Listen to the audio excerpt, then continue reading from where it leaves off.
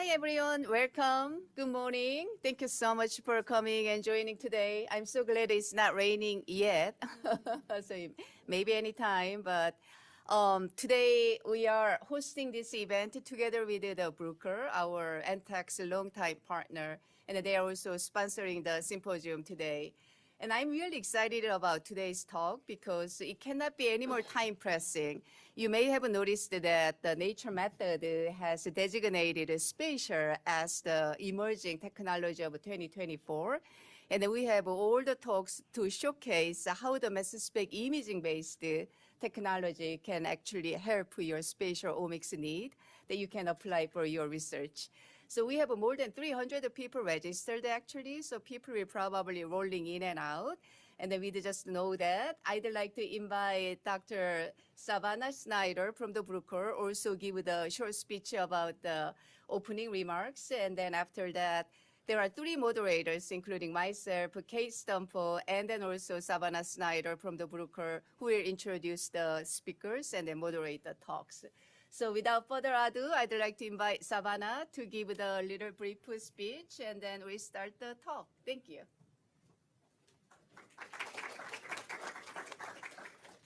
Good morning, everyone, and thank you so much for coming. As Young shared, my name is Savannah Snyder, and I'm the Regional Sales Manager that covers the Central U.S.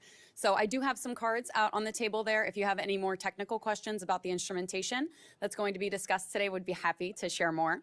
But it's just so exciting to see all the interest in spatial omics and spatial biology as of late. And Young is very capable. She's a very capable team that can offer imaging, proteomics, metabolomics services for you guys in the MTAC core. If you guys are looking to maybe take some of this in your own lab, Kate and I would be happy to talk to you about some of the systems that we offer here at Bruker. But otherwise, I would like to get started and thank you guys again for your interest.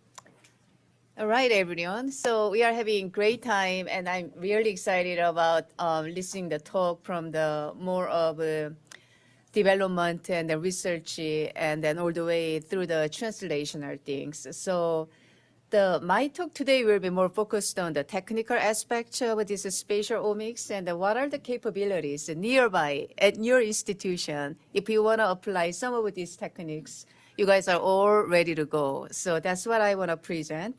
But then first, the few slides that I want to discuss. So I already see many faces that you started working with us, but we are only 3 years. Yes, so we are new. But then I'm still surprised by the number of people who doesn't have any idea MTAC existing. So now that you are here, you know we are here, and we are ready to help you. So we are located at the 4444 building right across from here, and everybody knows GTAC. So we are on the same floor, but then just the opposite side. And we have this ample space renovated, 8,000 square feet for the mass spec lab and the wet lab, and then all the computings, and then to host the staff. So we are built here to serve you, basically. So we provide multi-omics, proteomics, metabolomics, lipidomics, and spatial omics, not only for you guys, but beyond who wants to utilize any of this technology. And then we provide a really cost-effective and also state-of-the-art technologies with the matching expertise. And then we also train the people who are interested in for the sample prep, data acquisition, and then also data analysis too. So currently MTAC has 9 mass spectrometers, and we can support the proteomics, metabolomics, and lipidomics, as well as mass spec imaging, focus of today's talk. And we are very specialized providing targeted panel of your target molecules, either protein, metabolite, and lipid. It's all within our expertise. So I always like to say that we have a really cool mass spec systems at all state of art, but if you don't have the expertise to support how to use it, it's no use for that, right? So we have the proteomics platform that's led by the Dr. B.K. Cho and Dr. Jessica Lukowski leading the mass spec imaging. Dr. Min-Soo Son is leading the metabolites and the lipid platform. And then they are backed up by the 4 more PhD staff here, Dr. K.J. Kim, M.D. Avid, Rencheng Wang, and then our newest member who joined, Prashant Kausar. And then they are supported by the 4 wonderful technicians, Antonia, Borna, Katie, and Ashley. So basically, we provide a consultation, which is most important to engage working with the MTAC, because I needed to understand your project, and I needed to design the best experimental plan that can be all successful. And the fee for service will be probably best way that you can get a hold of us and then initiate the project. And then once the project becomes a little bit more complicated and requires a lot more attention, then we form the collaboration. And we always support the manuscript and grant support at the MTAC. And basically, we are providing multi-omics, proteomics, metabolomics, and lipidomics. All different types of assay is in-house. We have a beautiful workflow built for that, and a spatial multi-omics that I'm going to make a little bit more focus on the talk today. So as I briefly mentioned during the opening ceremony, that the spatial omics has been designated as the method of the year 2024, and I think that's how, and then like a lot of interest is coming to knock on our door too. And then this platform, we can actually provide the detection of metabolites and lipid and glycans, peptide and proteins currently at the MTAC. Very well established workflow by the Jessica Lukowski. And she almost made it to here today, but then she and her husband welcomed their very first baby, Oliver. So I think she has better things to do. And then I have really fortunate to have the collaboration with the Bruker, who's been really supportive, launching all these our excellent platforms to serve you guys. So basically, you've heard a lot about this technology, and at MTAC, we use this MALDI technology. So basically, from the Rick and everybody else's talk that you've heard of it, but then this is your tissue, for an example.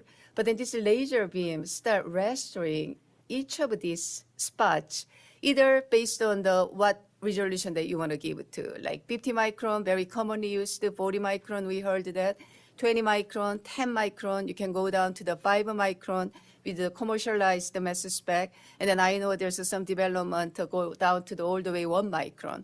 So I know one of the questions was, can we hit the single cell on the tissue block? Yes, depending on your tissue size. If it's 1 micron, 5 micron, at least you'll get a few spots of this MALDI laser.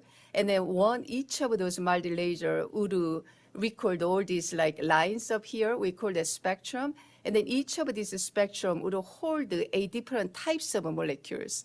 So darker background is like nothing there, but then as you can see, the blue to the more yellow, that's the highest intensity level. And then based on this, using all that the other softwares, other speakers were talking about, we can generate the view of image. So that is how the MALDI works. And then this is the MTAC workflow. So we try to make your life as easy as possible. All we need from you is the tissue. Then once we get the tissue, we can do the section them, and then we can put on the inductive slide. We can stain them, and then we can apply this sprayer. Then what it is for is that actually the molecule requires some kind of chemical help to be applied into the mass spec so that the optic eye can see them. That's what it does right here, HT sprayer. And the mass spec, and then once again, the generate the spectrum.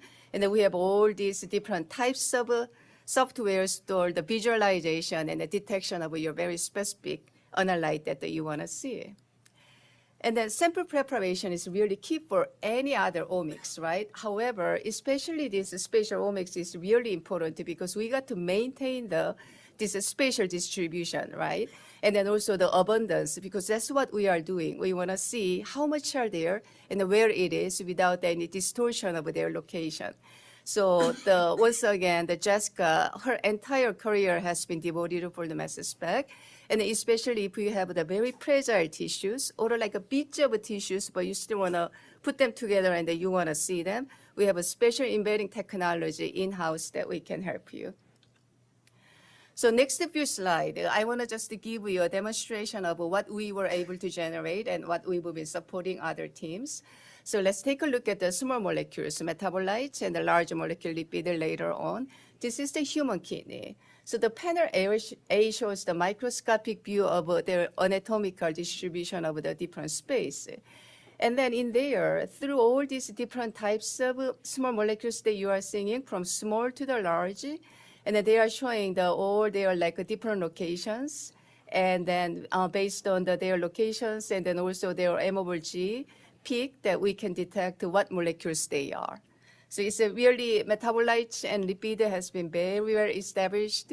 So this is another example of looking at the mouse eye, and then look at it. So when tissue comes in, like we have no idea, like what is what layer is what. But then just based on the mass spec imaging, you can already see all these different layers are just histologically separated. And then from there, some of the outstanding molecules which can be further identified based on the database analysis.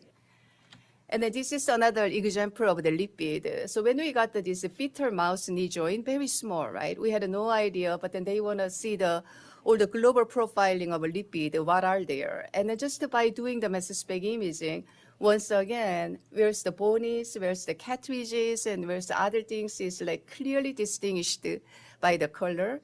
And then from this sample, we generated more than 500 lipid and then the small molecules.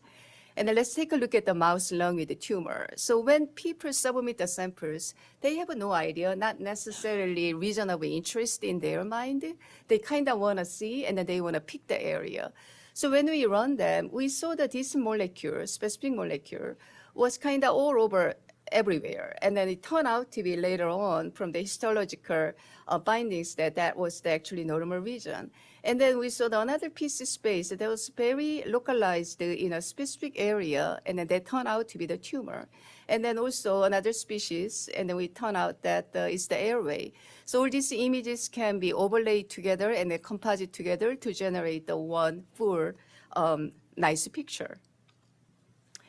And then another space, this spatial omics is being used in the pharmaceutical space because when they make the drug, it is really important if that drug is actually targeting whatever they intended to make that, right? So this is one of a pharmaceutical company that we are working with, and then they were testing that their drug is actually targeting the right tumor. And then this is a mouse xenograft of a tumor, and then as you can see, comparing between the control drug and then they are actually the target drug, and it was exactly pointing the right spot with the clear intensity that you can detect.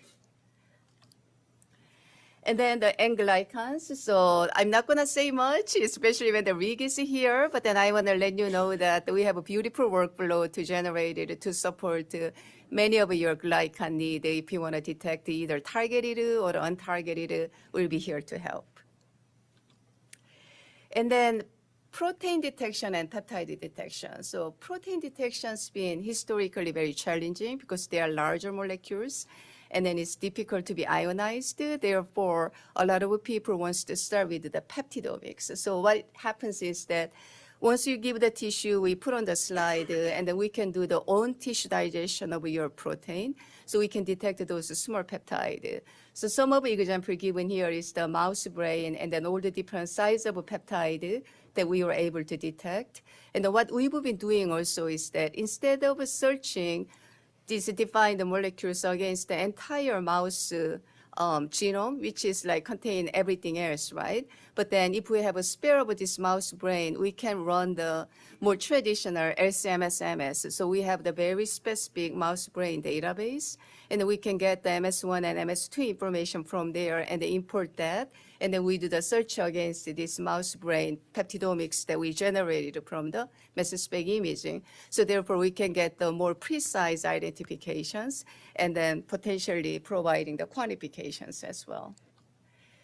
And then detecting the proteins. This was touched once again by Rick. So thank you for the introduction. But once again, if they are the small size, maybe like 5 kilodalton, 10 kilodalton, like below 20 kilodalton, we can try to do the direct detection of them. However, they are like beyond those sizes are really challenging. So what it happened is that this is very similar to the immunohistochemistry. So it's anybody go found your protein on the tissue, but then what it happens is we can just clip up this tag for the detection. So I know a lot of you have done the proteomics and then using the heavy isotope tags, like tandem mass tag, and it's a very similar technology that you can think of. So we can just look at that and then do the detection and the localizations, and then also potentially quantification can be done over here too. And then once again, all this workflow is what we have generated at MTAC specific to the different types of molecules that you want to target. And this is one of the examples that generated using that Ambergen kit. You are looking at the mouse brain with all different 5 proteins. Multiplexing is very doable here. And then there are actually whole list of this multiplexing panel. And then this Ambergen put together with the many different panels, more focused on the cancers, right? Immuno-oncology, tissue morphology, lung cancer, breast cancer, and then neurological. I mean, this is the NRB buildings, a lot of brain scientists, I believe, is here, and then also cancer core. So this multiplexing is all doable at the MTAC once we have this kit from the Ambergen. And then Tunji touch base a little bit, but then I don't think this data set, this was all new. And then we provided Tunji this immuno-oncology panel from his breast cancer patient tissues. So you can see all these different types of analyte that the target proteins can be localized and then visualized and then potentially quantified. And this is another example of that panel. So these are all proteins, guys, right? So tissue morphology panels, and then we helped another investigators. And then based on that data, we can detect many of these different types of proteins here. And then some of the image, all of the image actually you can overlay, try to look at all the whatever 24 or 15, the panel, the proteins all together simultaneously. And the next few slides, I'd like to introduce some of the efforts that MTAC's been making. And then there are only few labs who's been doing this, but then I think it's one of the most advanced spatial techniques that you can try out. So this is basically merging the MALDI MSI guided information together with the very historical laser capture microdissection. It's old technology, but gaining another traction because of this very spatial focused area that they can cut it out. So let's take a look at this mouse lung sample that I showed you earlier. So based on this image, we defined that this pink area was the cancer, right? So we go in then just to cut out that precisely by the laser capture microdissection. So the reason we are doing this is that MALDI is traditionally based on the more of a present, absent, but not necessarily giving the very good quantification values. However, the traditional mass spec method is all quantitative, better, right? And then also another benefit is because MALDI usually look at the MS1 level. MS1 level is the molecular weight level, and then you can imagine there's many molecules with the same molecular weight but completely different, right? But then this LC-MS can provide we call MS2 information, which is the more sequence information. Therefore, you can provide a more precise identification of your molecule if they are exactly same mass exactly. So based on this workthrough, we can provide the MALDI-guided proteomics, MALDI-guided metabolomics, and the lipidomics. This approach has been pushed by the BKHO, and then he has established a really nice workflow. So basically, this MSI gives some people comes with the specific region of interest, but then once again, a lot of people just wants to see what's happening on the tissue, and then you want to find the ROI, right? So in this case, we found, let's say we have the ROI, and then from that ROI can be specifically cut out by the laser capture microdissection, and then we can go through the more standard, the LC-MS route for the metabolomics and then the proteomics. So as a proof of concept that we've been, one of the experiments that we have done is that this is the mouse brain tissue, and then when we did the mass spec imaging, we keep seeing some of these areas, these round areas, and then some of these this right here, edge areas being highlighted with the many different molecules. And then we found out that this round area is actually hippocampus, and then this area was the cortex. So we wanted to cut that out by the laser capture microdissection, and then we ran into the LC-MS route for the metabolomics. And then what we have found was the really rich information, more than 250, from the very, very small area, guys. And then from just the 10 micron thin slide. So it's a very little material that you needed to get a very rich information. And then I'm not going to go into the subclass because I bet there's many expertise in the brain science. But then we were able to cover pretty wide subclass.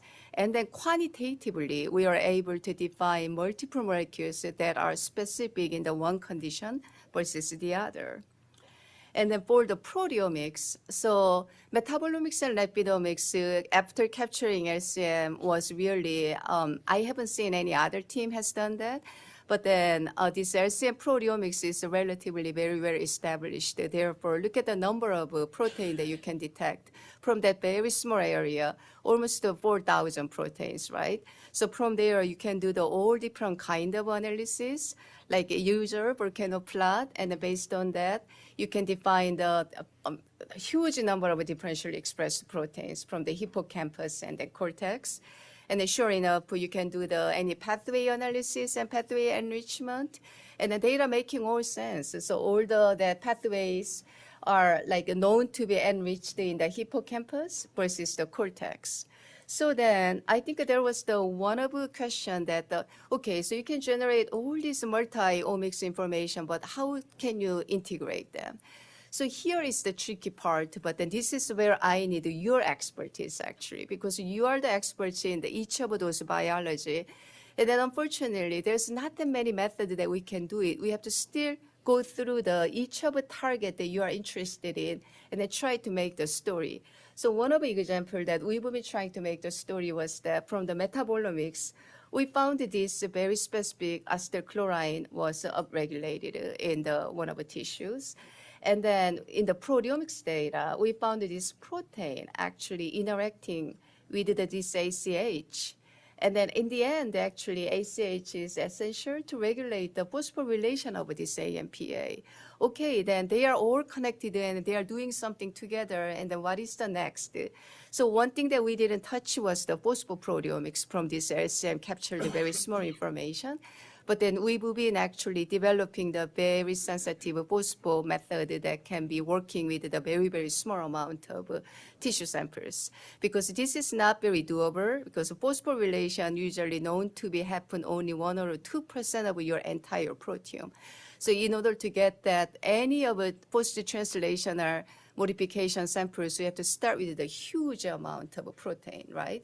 But then currently we are developing very sensitive methods so it can be utilized for conjunction with this MALDI-guided laser capture microdissection, LCMSMS. So we did that. I believe this is my last slide. So at MTAC, we can detect metabolites, lipid, peptide, protein, and glycans. And then look at the tissues that we have tried so far. So we have tried the brain, kidney, liver, spleen, pancreas, lung, intestines, knee joint, and muscles, and then eye.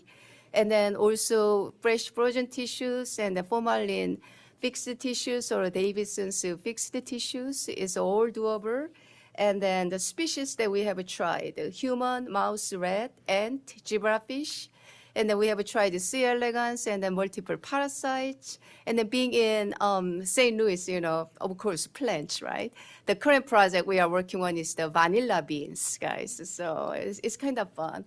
And then once again, embedding media. So these are the mass spec imaging friendly, the embedding materials. So you have a very fragile tissues that cannot be easily sectioned, then we are welcome to help with all these in-house sourced technologies. So with that, more information can be found in our webpage, so mtec.worcester.edu. And then you can email us, masspec@worcester.edu. If you go in here, there's a collaboration request form. Then you can fill that out. And I promise, within 24 hours, you will hear from one of us.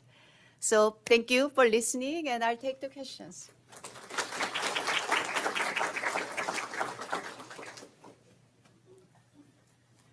Or you can just talk to me and ask me. Yes. Hi, thank you for the interesting introduction. So I just wondering, have your team have some experience about the quantitative analysis of the target? Yes. So using the mass spec imaging, are you saying, or through the just the standard omics? Yeah, MSI. Yes. So It is doable in a way because we know the one of the method we can do it is that actually we can spot the known standard of the known concentration informations. And then based on that, we can use that analyze for the actually data normalizations and then also for the quantifications. And then if you know the target especially, then usually if we can find the standard of that target, and then you can spike a known amount of that target on the tissue, and then we can process them together. So what type of tissue have your team done before? So this was the slide that what types of tissue that we have done before, fresh frozen, Specific about the quantitative analyze. quantity of analytes. Yes. So What type of tissue? So any types of tissue will be doable, but then if you want to do the quantifications, so historically it's the present and absence, but then if you want to know the specific molecules and then if you want to do the quantification of them, then we can use the standard and then we can spot on some of those standard with the varying conditions, and then we can also use we can make the calibration curve too, actually using the one of your section slide. So there are some different ways that we can help you with the quantification. Mm-hmm. Yeah. Yeah.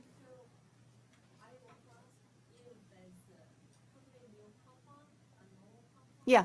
So, how could you offer the information for how to identify the structure? Because there's no formula and no standard.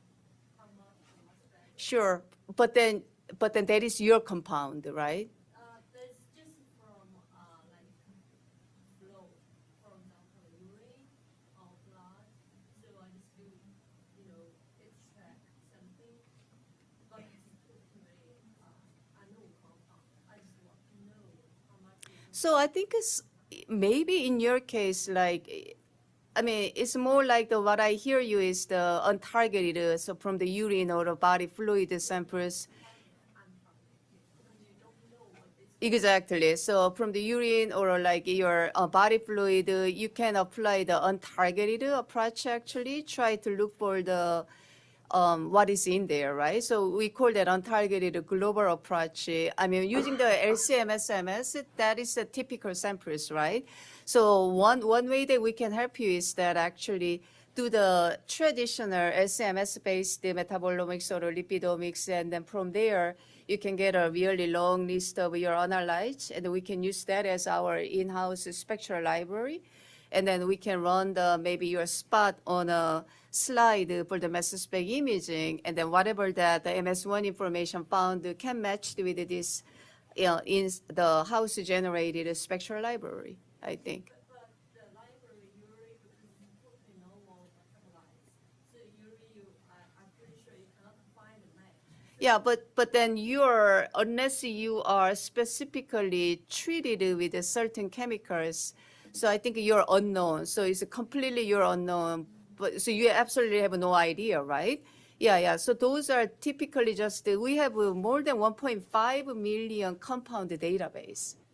So It's totally unknown how much information you could offer. So it's just based on the right. no library. But the no library, the metabolites, for example, the human analyze is totally different. So although they're similar, but the compounds still different. Yeah, but then if you are talking about metabolites and lipid, so the compounds that are generated between the microbiome or like the non-human species or human species, metabolites are metabolites, lipid are lipid. Yeah, sure. So there is maybe different classes of metabolite lipid would be more dominant in the one species. But then all those compounds are like slightly different than the proteomics. Proteomics is a lot more species specific, right? But the metabolites and lipid are not, right? So we have this major database of the 1.5 million analytes that, you have to start from somewhere, sounds like, right, in your case. So the best way will be taking your samples and search against the large databases and then see what come back. Sorry, last thing. So your largest library is based on a human, not based on No, it's not based on human. Metabolite lipid include every species, because that's what I'm trying to tell you. Metabolite lipid is not species specific relatively. They are not. Yep. Any other questions, guys? Okay, so you can ask me more questions during lunchtime, and then. I got one. Do you take outside samples from outside? Yes. Asking We for a friend. help with everybody who wants to use the MTACs. Yes.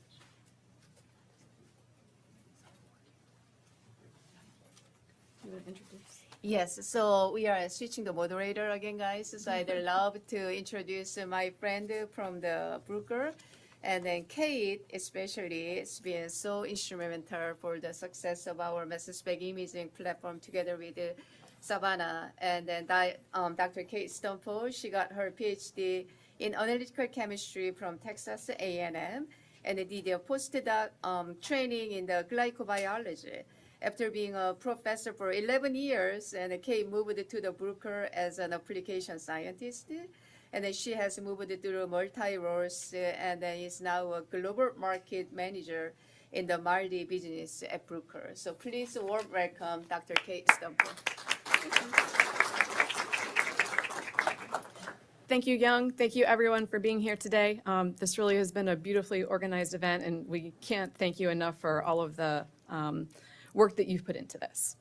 So I'd like to expand a little bit on a lot of what you've heard today. There has been a great introduction to what multi-imaging looks like. So if I speed through a couple of slides, it's because you've heard some of this before. But to start with, spatial omics is not the only thing that Bruker does, and it's highly complementary with other types of techniques. Mostly what I have up here is proteomics, because that's the largest type of omics that people are investigating. Metabolomics and metabolomic profiling, metabolomic flux is another large area, up-and-coming area. So what I'm going to do is primarily talk about multi-imaging and tie a lot of it back to the liquid chromatography-based mass spectrometry that you can do, that Young introduced as part of their workflows. And I'd just like to show you some different workflows that are possible. As you have hopefully become very aware today, spatial analysis is incredibly important in sample analysis. And the other two types of analyses that we typically think about are bulk and then single cell. Bruker is actually the only instrumentation company that offers solutions for each of these three types of analyses that you can do. And they're highly complementary with each other. So I would like to give a little bit of history on how we got to where MALDI has become part of the omics field, especially multi-imaging. So if we look at the transcriptomics cascade that's up on the screen, DNA and RNA analysis has really only been around since the 2010s as the idea of spatial transcriptomics. And the first commercial platform and publications didn't come until 2016. So this is still a new technology in the field, even though we see it broadly adapted and part of many routine workflows. For proteomics applications, if we think about how to visualize these, this first came in the 1970s, and the gold standard of looking at proteins is from optical staining, things like IHC, immunohistochemistry, and immunofluorescence-based methods. Then, platform commercialization around protein-based methods came in, again, around that 2016 era. Some of the companies that have done spatial transcriptomics also offer a moderate amount of spatial proteomics. And then mass spectrometry-based imaging platforms, which have included some protein analysis, have been around since the 2000s. So MALDI is not a new technology. It's been around for over 30 years. Bruker first commercialized its system just over 30 years ago. We just hit our 30-year anniversary. And then again, as I just said, for metabolomics, those MS-based imaging platforms are really the only way that those classes of molecules are accessible. Also lipids, also glycans, which you've heard about extensively today. And so I'll show you how you can put some of that together, maybe in a slightly different wording than what you've heard so far. So you heard what multi-imaging is. We take an optical image, we select a region of interest, we collect mass spectra. I'll go through my animations. And then we get this kind of distribution map of each analyte of interest. I love showing the kidney as an example because of the very clearly defined phenotypes that you see for the cells. So how might you start this data analysis? You've heard a lot today about, well, I found this lipid, I found this lipid, I went looking for this lipid. But how do you actually get going with that in order to know where you might want to look and what's actually present as most abundant species or what's co-registered in certain regions? So just based on the mass spectra, we can do a segmentation analysis and see what the different tissue types are or the different cellular phenotypes. This is without a priori biological knowledge. So this is just computationally based on the signature of the mass spectra in each pixel. So then if I wanted to define one of these as my region of interest, well, I only want to know what lipids are present in the cortex of the kidney. And I want to know what species are co-registered within that. So you can define your regions of interest as needed. You could do that with segmentation. You can do that manually. You can do that with an H&E overlay in order to figure out what you want to look at exactly. So let's do a little bit more on the kidney and do a little bit of a zoom in. So what we offer as the highest spatial resolution is at 5 micron, and we call this microgrid. And so what you're seeing here is just a snapshot looking at a blow up of part of the area of the kidney here and a couple of specific molecules. And then the annotations, so very small molecules. Young showed some very nice examples down to about 100 mass to charge ratio. And so you're seeing the smallest one here for glutamate at 146. So a very broad ability to look at things. You heard a little bit about the targeted spatial proteomics. So if I take a small portion of a tissue section and I use these probes that are offered by Ambergen, which is one of our partner companies. So just like other immunofluorescence-based methods, immunohistochemistry-based methods, this uses a protein antibody target. So you see the antibody, and then in red, you see the photocleavable tag, and then the mass tag is the peptide marker that's above that. So instead of using a fluorescence tag, we use a mass tag in order to do this method. And then if I blow this up a little bit more, this is an image of 3 different markers that really make some of the kidney structure pop out. You can see the tubules, you can see the glomeruli. The gloms in particular are where all of the interesting things happen. So being able to define those regions of interest based on the software would be highly useful in seeing what's co-localized in that region, and figuring out and making sure that the proteins of interest are also present there that might be regulating the pathways that you're looking at. So how much can you do? How many molecular classes? How much can you do on a single tissue section? You may want to have as much information coming from one. Perhaps it's a precious sample, and you need to do as much as possible because you have a limited amount of sample. So the most that I've seen is 9 sets of analyses on one tissue section. To tell you how non-destructive or not completely destructive MALDI imaging is, the user who did this did an H&E stain at the end, and the morphology of the tissue is still preserved at that state. This publication actually came out just a couple of weeks ago. I found it last night, and so I didn't have time to put the actual citation up here, but it's by Erin Seeley, and it was in the Journal of the American Society of Mass Spectrometry. And then she shows all of the details that go into that. The neat thing about the timsTOF Flex is you can do more than just MALDI imaging. So you heard about doing LC-MS-MS. That's also possible on the same instrument. And so I show you the MALDI source side, and on the other side of the instrument, you have the ESI source side. So you can do it all and have good correlation for both method types. The other thing that I didn't really talk about here, if you remember the name of the instrument, it's the timsTOF Flex. So what is the TIMS portion? This is a post-ionization separation technique. If you know anything about chromatography, that's all pre-ionization separation. So this is gas phase based, and it's based on the shape of the molecule. So if I have two things that are at the same mass to charge ratio, I can use the TIMS cartridge to separate them and get what we call a collisional cross section. So what this can tell me is maybe I have something that's more spherical in nature, and maybe I have something that's more planar in nature. Those are going to get separated within that TIMS cartridge, and so I have an extra dimension of information to help with my identification. And this is built into the instrument, and this is exactly what Young is using. Okay, so I've shown you little snippets of what the technology does, and then I'd like to show you a couple of very brief biological stories related to cancer that kind of build on some of what you've heard today. So how can multi-omics help? Clearly, cancer is one of the largest areas of research in the world. Neurological-based research comes in second, actually. Immunology applies to all of these areas in terms of inflammation.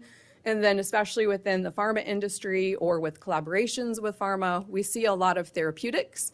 So you can look at where that therapeutic is going spatially, and then what's happening with those metabolites and evaluating the pathways that are being affected. So the main type of workflow that I wanted to focus on is that ESI and MALDI imaging combination. So the way that we go through this is you do your acquisition of MALDI imaging data, you get your image, do that segmentation analysis, and figure out what your region of interest is. And this is what Young was talking about with the laser capture microdissection. When you cut this out, I actually like to say you can do laser or you can do razor. So you can do a manual excision. We've done that in our demo lab, just scraping out the tissue of interest. We've seen some of our users do this as well. What's the reasoning behind this? Well, the reason that you're cutting things out is to reduce your background. And so even if you get a little bit of the material beyond your region of interest, you're still going to see primarily your region of interest. And then doing that proteomics, LC-based, lipidomics, that's LC-based. One of the early examples of this was looking at a breast cancer tissue. It was annotated by the pathologist with a subsequent section, H&E stain, where he said this is where the tumor is. And then doing MALDI imaging of lipids, what came out in the segmentation analysis is there were actually 3 regions of interest that were subset into where the pathologist annotated. And so is there differential expression of the proteins in these areas? It's likely that there are, because they're already giving you a different lipidomic signature. So doing laser capture microdissection on these adjacent regions of interest, you can see the number of protein IDs that are coming out. And this was published in 2019. I said this was one of the early examples. So let me show you another one that came out more recently. So in this experiment, the need was to look at that highly heterogeneous nature of prostate cancer, which Dr. Ippolito talked about as one of the challenges with these samples. So the approach that this group took was to do MSI-based lipidomics, and then to section out using LCM and doing nano LC-MS-MS, which is kind of an adaptation of what Young talked about. They did this on the timsTOF Flex, so they used both sides of that instrument. So what the MALDI imaging portion showed is that they did untargeted lipidomics, which means they weren't, having a subset of what they were looking for. They wanted to be able to do that segmentation analysis. So this was done at 20 microns. And then you can see the image of the laser capture microdissection. So the MALDI imaging does not destroy the tissue completely. Yes, you are ablating with laser, but there is a lot of tissue that's left behind, even though there's a small amount being ablated. And so then you can see the laser capture microdissections where that material is being completely dissected out. And then depending on the cut, these varied from 2 to 15 square microns in terms of how much material was cut out. So then on the LC-MS-MS side, pretty close to what Young was talking about, just over 5,000 protein IDs across the 3 different tissue types. If you looked individually at these tissue types, it was closer to that 4,000, 4,500. And then in order to help confirm the accuracy of this excision and that each different tissue type was being cut out, they did a PCA. to look at the benign, cancerous, and then the stromal tissue. Looking at the differentially expressed proteins, there's a clear difference between the benign and the cancerous tissue. And then what I found was interesting is they went back to the rest of the literature and looked at gene signatures. And they were able to do an ontology comparison for what was up and down regulated with the precision of their spatial omics workflow.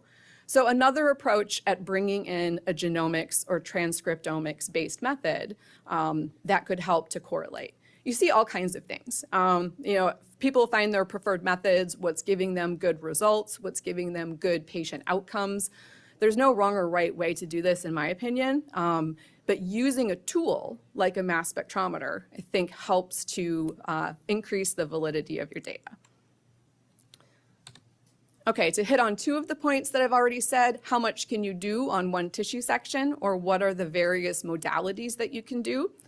So Peggy Angel, part of the RIC triumvirate that he talked about already, used hepatocellular carcinoma, did a variety of types of multi-imaging, did LC-MS-MS.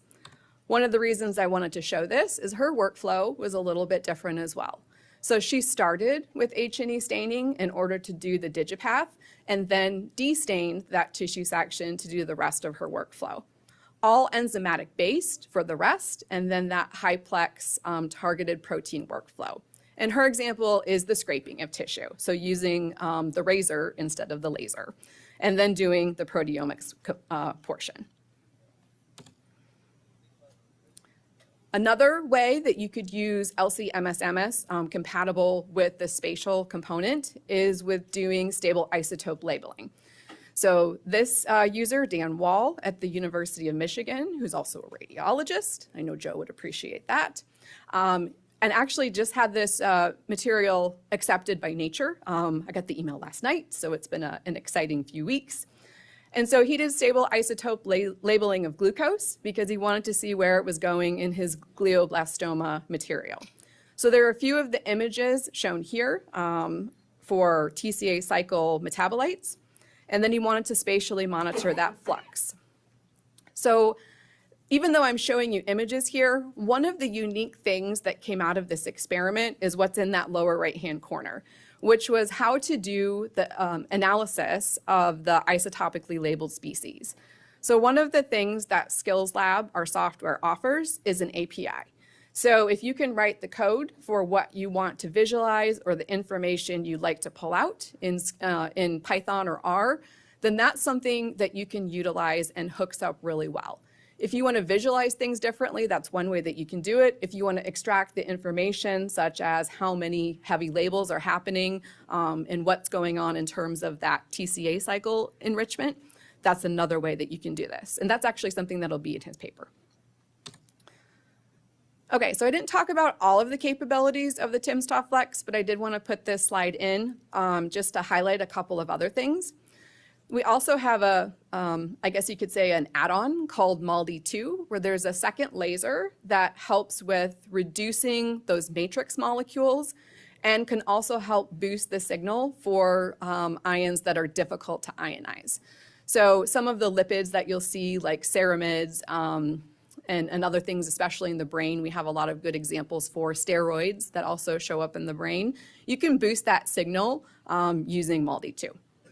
I talked about microgrid, I talked about Ambergen, I talked a little bit about the software, and then IPRM Passive is one of our most recent new workflows. This is doing MS-MS on tissue.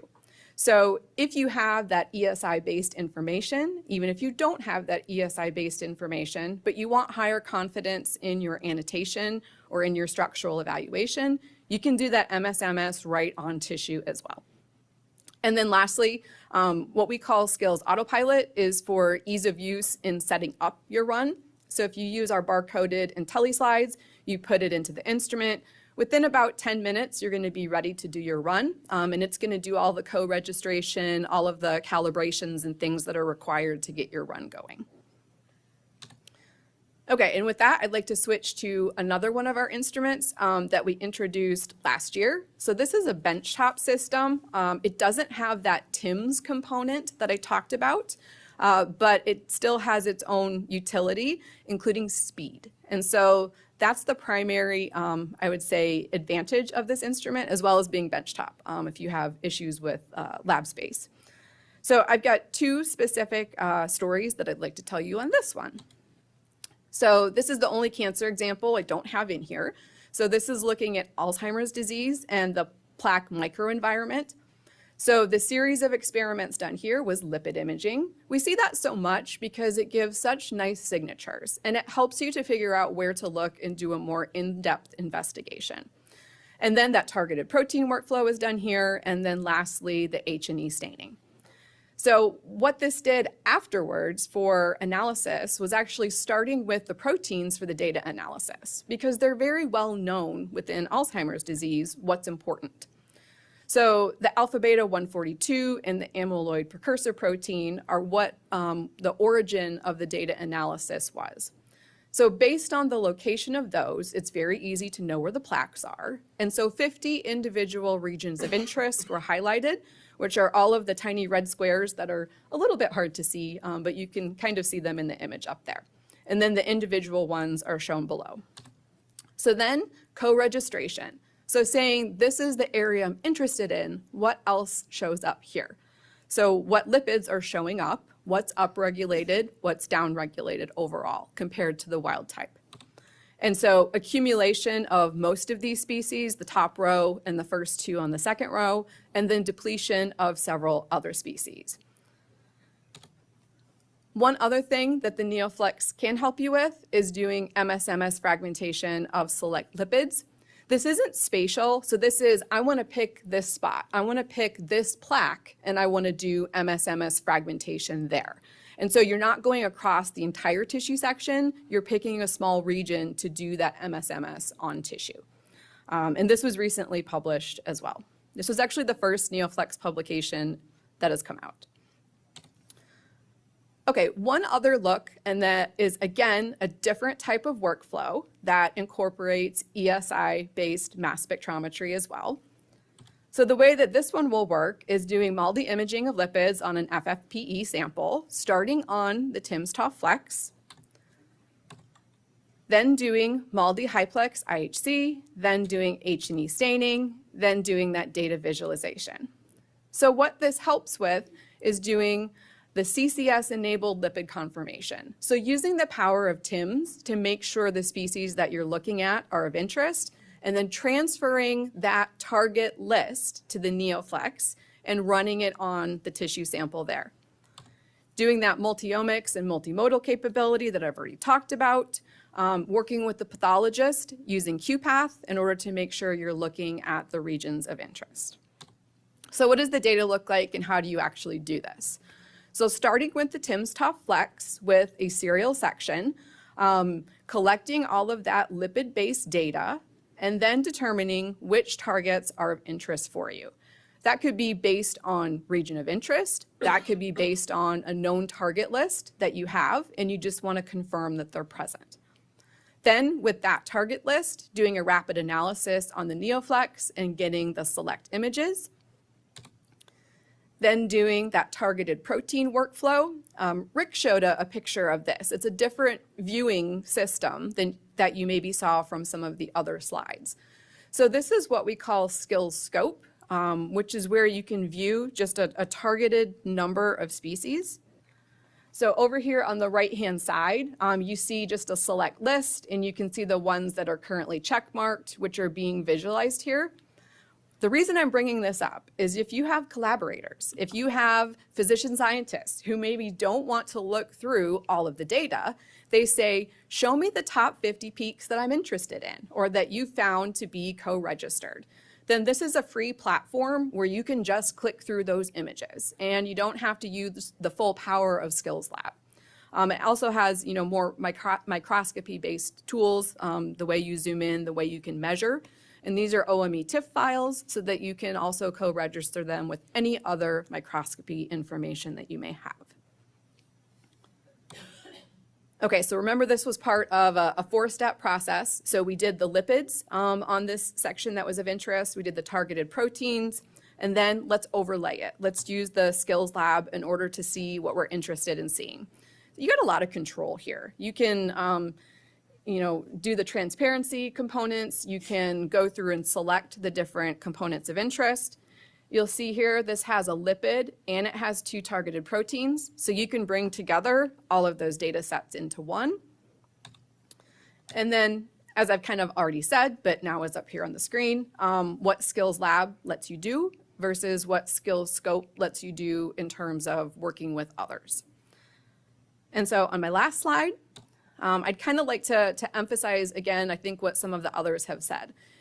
Doing discovery science and finding what's important in your preclinical and model systems is one part of what you do as a researcher. Then doing that translation to humans and moving into clinical trials can happen. And then you may iterate. You may find information from that clinical trial where you want to go back and do more basic research and continue to go through that cycle. And so the 2 instruments that we think helps most with this are the 2 that I've gone through today. And so I'm happy to take questions or to talk with you afterwards if you have more detailed questions on how the technology works.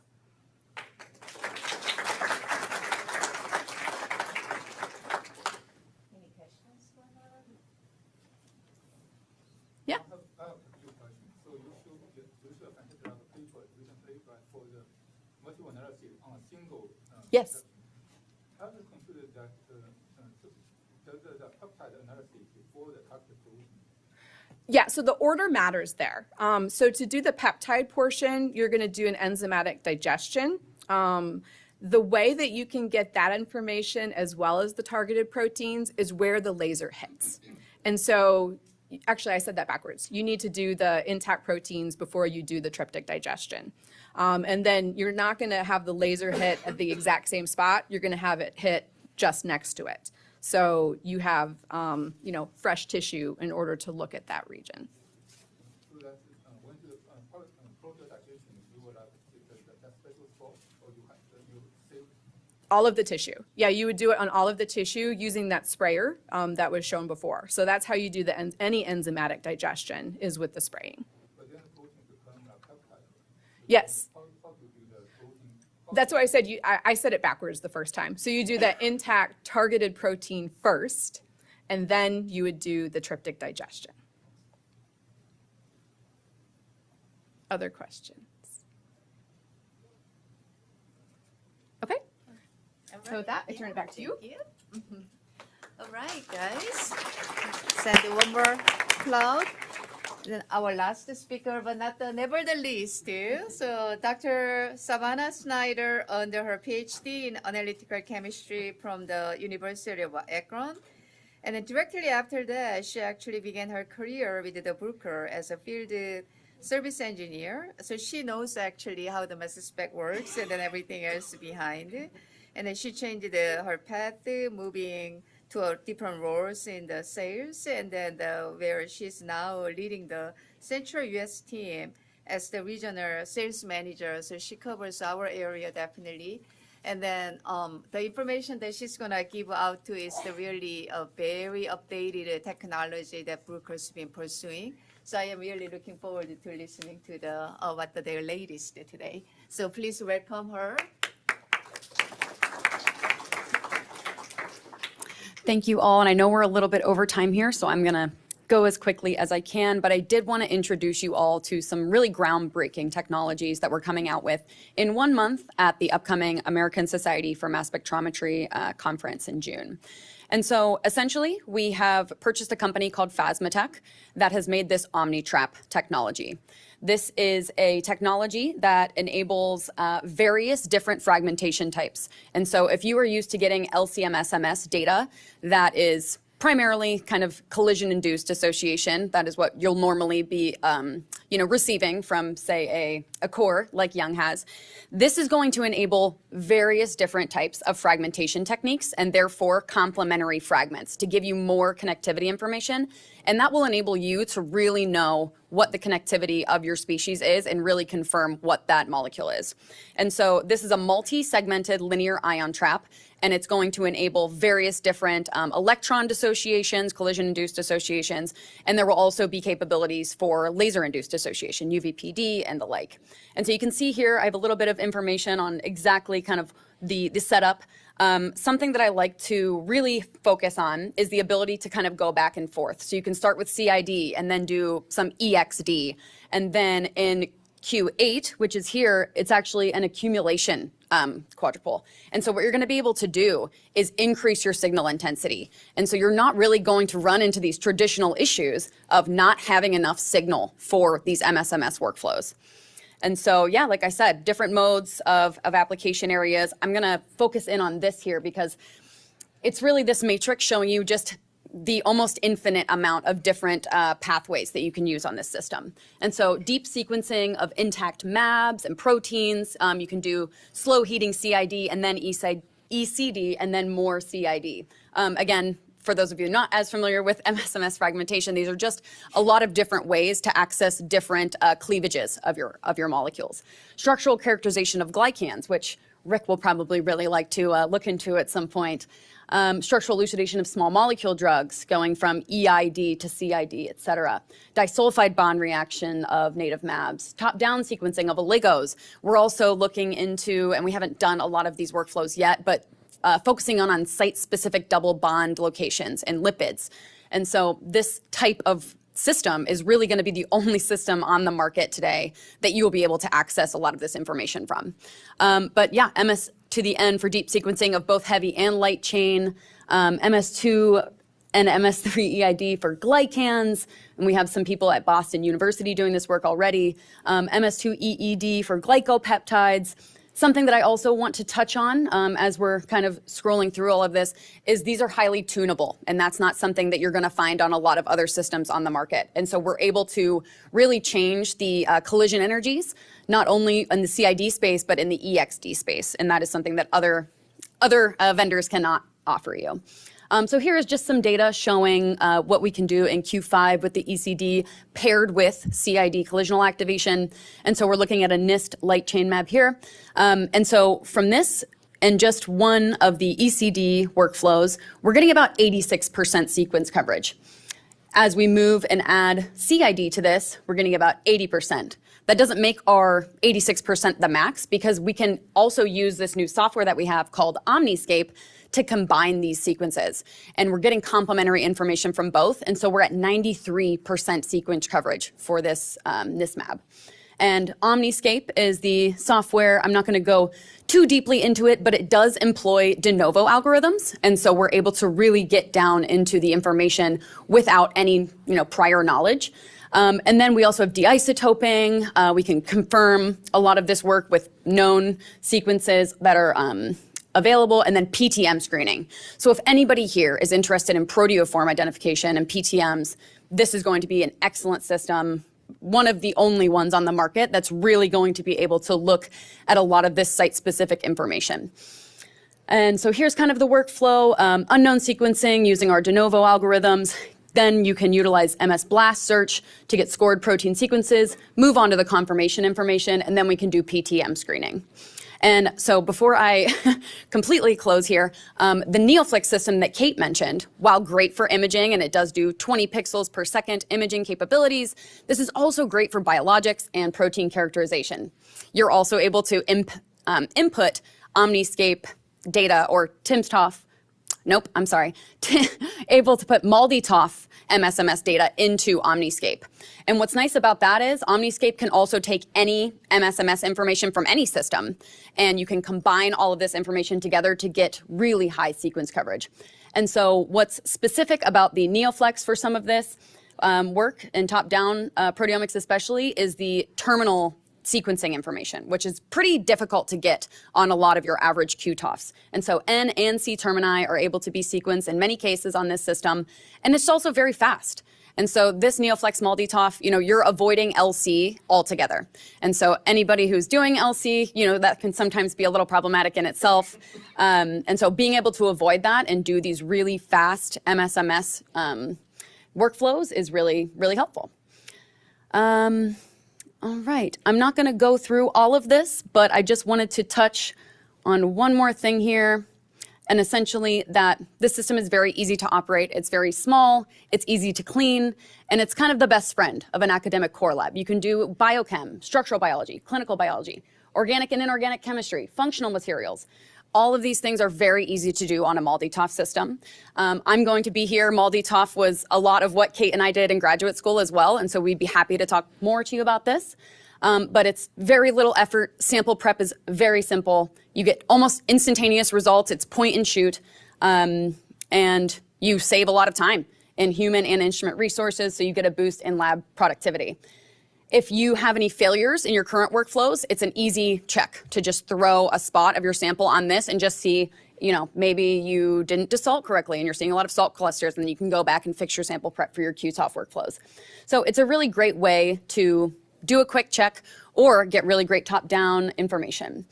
And then overall, we have a lot of great capabilities for MALDI-TOF in general. We have anchor chip technology, so you can really get everything concentrated, TLC MALDI, high throughput sequencing, top-down, oligos, bottom-up analyses, PTM screenings, synthetic polymers, high throughput screening, and we have software suites for all of these workflows as well. But with that, I will close and I'll let everybody get some food. And you can feel free to email me with any questions. My card is on the table and you can email me here. Thank you guys so much.